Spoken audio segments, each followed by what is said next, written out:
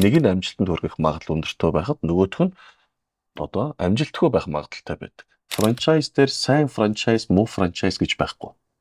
Гол нь тухайн одоо нөгөө бүтээгдэхүүн үйлчилгээний тухайн бүс нутагтаа хэр танигдсан бэ? Бас хэр хүмүүст одоо нөгөө тааш тохирох вэ гэдгээс хамаардаг.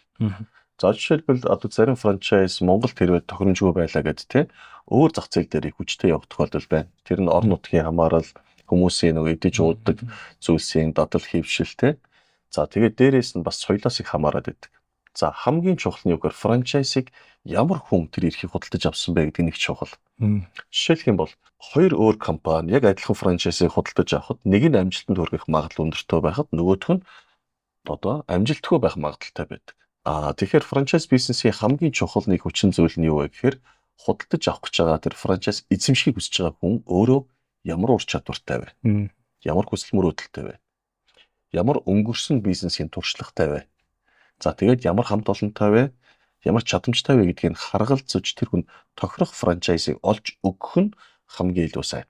За тэгвэл өмнө нь ямар бизнес хийдэг байсан? Тэр бизнесийнхаа ур чадвар дээр хийж чадах хамгийн тохиромжтой ийм франчайзыг хүн хэрвээ олж чадвал энэ хүн хийж байгаа ажил нь ч их зөрөхгүй, шин сурах зүйл нь бага. За тэгээд харин ийм одоо сайн менежменттэй таарчвал те илүү хурдтай амжилтанд хүрэх магадaltaй л гэсэн санаа байна.